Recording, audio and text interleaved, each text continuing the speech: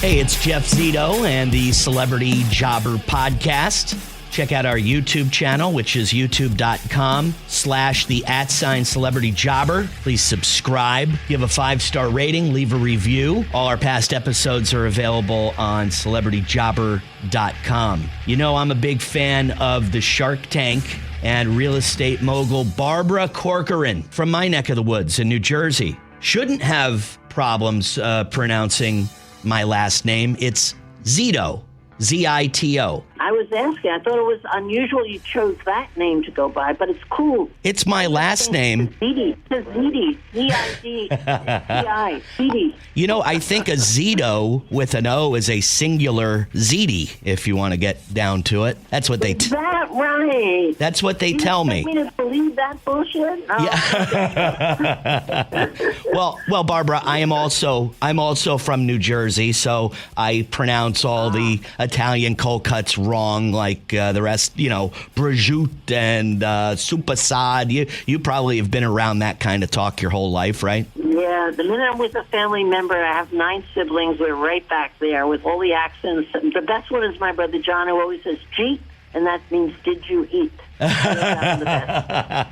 So, where did it all start for Barbara Corcoran? Was she destined to be a real estate mogul? What was her big break? Because I could tell you it came way before being on the Shark Tank.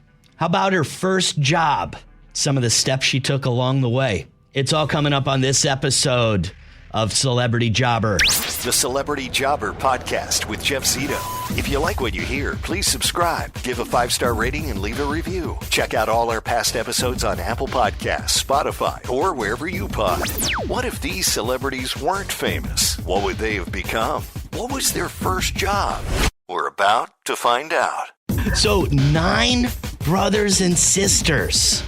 Wow. That had to be tough. Especially for some of the guys eating back in the day, right? No, it was tough for my mom who made the food, not for the guys who ate it. They ate anything, my brothers. Men are different. But what about you, Barbara? I mean, you did you get anything? Did you get the leftover? I mean, what happened? Well, you know what? Whoever grabs first really wins. That's my right. My mother had a terrible habit of saying, offer it to your sister first if you were the first grabber. So you got punished. So we all sat there quietly and shared the food nicely. Oh, wow. That's the way my mother made it happen. Wow. You guys were very respectful. So with 10 of you in the house in New Jersey and an Irish Catholic family, tell me a little bit about growing up in Bergen County. Did you have a good childhood? I had the best childhood in one way, and then I had a blessing of a negative piece of it that has done me very well. The beautiful thing about being a child, if you had a happy childhood, is basically you have parents who love you. Right. I had 2 parents who loved me top to bottom and loved all of us. Even though I was their favorite, I could feel it. I never told my other siblings that. I'm sure it's true. But we had a crowded household. We had 2 bedrooms, 1 bath, and we had 10 kids. And my mother and father produced all the kids from the living room couch. Wow. As the Pope asked them to. One every year and a half. It was like clockwork. My poor dad, I think he would have liked more action than that, frankly, in hindsight. But we're not going there. So what happened to me as a kid is I was terrible in school. And fortunately, that taught me to deal with failure very early. And boy, when you start a business, if there's one thing you want to be good at, is getting back up when you've had failures. Because that's all business is. A long obstacle course. So being not a good student, what was when you did finally get out of high school and then you went to college? What were you studying in college? What did you think you wanted to be? I didn't know what I wanted to be, but I knew one thing for sure: I was good at working. I was a hard worker. I usually had 2 jobs while I was going to class, and I wasn't the least bit interested because I didn't know what they were talking about, and I didn't want to do the work. I begged for D's just to get through college, and they gave them to me. Nice people, nice teachers. But I'll tell you, once I was out of school, after school, working my waitressing jobs, my sales clerk jobs, I was really good with my mouth. So by the time I started my business, I knew I could talk. I could talk people into stuff. And I was sincere, so I was never talking people into things they didn't want. And I went into sales, and that was really the right occupation for me when I started my real estate business. Sales, sales, sales. That's what it was all about. Do you remember your very first job, Barbara? Sure, I do. I was 11. I was a playground supervisor in my hometown of Edgewater, New Jersey. And I had 4 kids. And I even knew then that I was good at getting attention. Well, you have to be when you have a family of 10 kids. You go with your mother to get attention. But what I did was I only had a few kids coming to the camp every day. And so I declared it Barbara's breakfast. And none of them had breakfast in the morning. So I brought them breakfast. And then I pitched the story to a reporter at the Bergen Record. That's Breakfast with Barbara. And they came and sent a photo crew down and wrote a story on me, and I had 36 kids the next day come to my camp. So I grew it. It was shocking. I was like, wow, why is it so easy? It's called attention. It's called press coverage. And I never forgot that lesson. I used it to build my real estate business without a doubt. What do you think your big break was, in your real estate business? Like, was there a particular thing that happened while you were in real estate that like really got you going and you were like, wow, this could be the big thing that really kind of snowballs into something really big? I had literally that exact thing happen. I was in business 3 months, and I would put one ad in the New York Times once a week because that's what I could afford. And some girl called in with it. She sounded young on the phone, and something in my bones said to me, this is not a customer. I got a lot of calls on the ad, but I paused and I thought, something's fishy here. She's not a customer. And I trusted my gut, and I poured on my charm. I said, you know what? You shouldn't be buying anything. I should give you a tour of New York. You should look at all the neighborhoods before you decide anything. And this girl was wowed, and she made an appointment with me the next day. And as it turned out, she was not a customer. She represented Merrill Lynch Relocation, and she was shopping for a good broker in New York to give all of her business to. And what do you think happened at the end of the day? She confessed, and I acted like I was surprised, although I wasn't really. And she started giving me every customer that Merrill Lynch had. And I got maybe 3 customers a week, out-of-towners who totally relied on me. The Merrill Lynch people endorsed me, and they trusted me without even meeting me, and that became my breadline. I had more deals right away than anyone else because of a lucky break. It really was just potluck. Potluck. She was calling a lot of people that day, but I did trust my instinct, thank God. But I had a working background, so I kind of was savvy in a way. Even though I was 23, I was a savvy 43 in my head. Right. Do you think it was all of your brothers and sisters that gave you the gift of gab, that gave you the skill to be able to talk to people and sell people? I think the kids, having so many kids, gave me my competitiveness. Okay. You had to compete in a large family for everything, especially for attention. Anything you wanted, you had to just get the space to ask, to do, And also with 10 kids, you have more freedom to be yourself. You don't have doting parents who have had 2 kids and want them to be just a chip off the old block and go into finance and be like your dad or your mom. My mother and father were so busy getting food on the table and working the jobs to support us. They had no aspirations for us. They just said, be nice, be nice. That's all they ever said. And so I went into the world without a monkey on my back. Right. You know how many kids I meet with pressure on themselves? Yeah. They don't even know what they're good at, and they're going out with feeling the pressure. No, I didn't have any of that. So not a bit of it, but I learned to be competitive. What about mom and dad? You were saying that they were just working hard to put food on the table. What kind of business was your mother and father into? Well, my dad was a printing press foreman in a printing company in the day, and he wore a suit to work, so he had a good job. And at night, he washed trucks for the, what's the company with the brown trucks? It's very UPS. big. And he washed those. Yeah, they had just opened, and he washed trucks every night. But he washed them so fast, he was able to catch 4 hours sleep on an 8-hour shift. He got all the trucks done and would just sleep. One day, he took me to wash trucks with him. I didn't have to wash the trucks, but he used to bring his kids in on the night shift with him. I don't think it was allowed, but it was such a thrill to get that invitation from my dad, he worked very, very hard. He was always fired from his day job all the time, probably twice a year, but he must have interviewed well, because within a few weeks he always was employed again doing the same thing, a printing press foreman. I think there must have been a shortage. Wow. Life comes in waves. Give your skin a rest with Osea's newest innovation, Collagen Dream Night Cream. The first ever night cream clinically proven to reduce the effects of stress on skin. Collagen Dream Night Cream visibly improves lines, wrinkles, and signs of fatigue so you can wake up with a radiant complexion. Take your beauty sleep to the next level with clean vegan skincare from Osea. Get 10% off your first order site-wide with code DREAM at OseaMalibu.com. Yeah, it's 20 jobs by the time you were 23. Is that true? Is it really No, 20 jobs? 22. I want credit for every one. I made a list once. It's exactly 22. Wow. And can you rattle off a few of them? Oh, yeah. I could probably rattle off all of them if you give me a minute. Let's see. Do I have to do it in order? No, you can order. skip around. Yeah. Well, I was the supervisor at the breakfast, as I put it, right. Ground. I was hold on, I can't even think of the word. A lifeguard at a kiddie pool for 2 summers. I was a waitress in probably 10 different diners and places. Fortunately, I met my boyfriend at one of them, and he gave me $1,000 to start the business, and I didn't work those jobs anymore.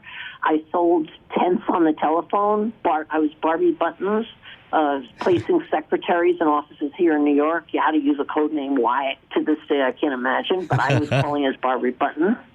I was a clerk at Schweitz's department stores, measuring men, what size pants they wore, what the inseam was. That was interesting. I did in the shop, you know? Yeah, I sold door-to-door granny gowns, anything having to do with sales, and I'm sure I'm missing a lot of stuff in there. I got fired from 3 of my jobs. They all weren't successful, but most of them were. And I really worked hard, and people always like that about me. And usually I worked hard with my mouth. If you're working hard with your mouth, you can make an atmosphere where people like you. If they like you, they want to buy from you. I don't care what you're selling. If people like you, it's such a leg up, and people always liked me because I was sincere in my intent, and I still am today. I think that sincerity got me to where I am. That combined with hard work. And Barbara, that boyfriend that you talked to that loaned you $1,000, is that the same one that you talk about on the Shark Tank who ended up wanting to marry you but dumped you for his secretary? He never wanted to marry me. I felt used. He wanted to marry my secretary and left me on 1 minute's notice. Boy, was that tough. But I have to thank him because I didn't want to work with them and I couldn't fire him because he owned 51% of the business, as he readily reminded me. And you want to know something? It's good because it got me to start my own business. I had it after a year, and I quit, and I cut the business in half, and I started my own business. Thank God. But I didn't know then. I was heartbroken. I thought, how will I ever make it? How will I do without him? And then fortunately, he told me on the way out the door on that Friday morning I divided the business. He said, you'll never succeed without me, because he was really pissed. I don't blame him. I would have been pissed, too, in hindsight. But he was wrong, and he gave me an insurance policy to know that I would succeed. When he insulted me, he gave me power for the next 10 years. I swear to God, I think if he had said to me, you're amazing, you're going to do fine, I'm not sure I would have stayed in business. I was staying in business to be vindictive most of the time. Now, Barbara, I watch almost every episode of Shark Tank, so I know all the different business deals that you've acquired, over the past 10 or so years with those people that come on the show. But can you tell me, is there any other business endeavor that you are doing these days that, is not a part of Shark Tank? Well, I can't invest in businesses outside of Shark Tank per my contract, but what I've started and I can't easily do is give solid advice. So I give no bullshit, unfiltered advice on my new platform, which is called Barbara in Your Pocket, because I shrunk myself up in the washing machine, made myself little, so I could be little enough to jump into people's pockets. You falling for that? I'm falling for it. So look, I want to make $1 zillion. I think I know how to talk to people. So what should I do? Well, that's a broad question. It depends on where you are. I don't question you whether you really believe in yourself. You know what I have found? Even though I talk with entrepreneurs all day long and give them advice, I would say that only 1/3 of them really believe in themselves. Most of them are insecure. So what I do is I turn their insecurity into a weapon. I make sure I tap into their brain to make sure they could come ahead and pull themselves ahead and really believe in themselves. You'd be surprised how people don't feel entitled to be rich. They don't feel entitled to have a wild success with their life. It's not just fear. It's because somewhere in their mechanism there, what they've been raised with or what they're observed, they just don't believe they have an entitlement to that. I convince them they do. Because I think everybody should be rich, create jobs, and have a world as they want it, and hire who you want and get rid of your boss. And I'm a rebel in a way. But these people who get started and don't really believe, I make them a believer. That's the first step. So I would question you whether you believed in your concept, whether you believe you have a right to be there. That would be the beginning. And then I get them to drop the goddamn business plans. Let me tell you, you learn that at the Harvard MBAs programs and all that fancy shit. It doesn't really work. So once you get out there, they don't work. You find out that you can't make a sale. What good is a business plan? So you have to get out and you have to hustle. I get people into the street as fast as I can. Get them really in business, not fake business, not like playing business because they have a business plan, but I get them in the street succeeding because I overcome the obstacles with them. I've heard it all before. I feel like an old babe. You can't teach me a new trick. I've heard about cash flow. Yeah, I've heard about this. I've heard about that. I've heard about going into a slump. I know all this stuff, and so I can give them really good advice on how to turn themselves around. I'm gonna sign up for this. So it's BarbaraInYourPocket.com, and we'll see if this works, Barbara. Because you better ask me a lot of questions. I'm gonna look for you. You better ask me a lot of questions. Look, raise your hand all the time. I'm an Italian guy from New Jersey with the last name of Zito. I don't think you'll ever forget me. I will never forget you with that stupid name. Barbara, thank you so much. I really appreciate your time. My pleasure, Zito. Pleasure hanging out with you. Kind of a famous story that Barbara tells a lot on Shark Tank, the $1,000 loan that she got from her boyfriend. And then he ended up leaving Barbara for his secretary. Kind of a story that you'll hear quite a bit on Shark Tank, but one that's kind of defined her life, you know.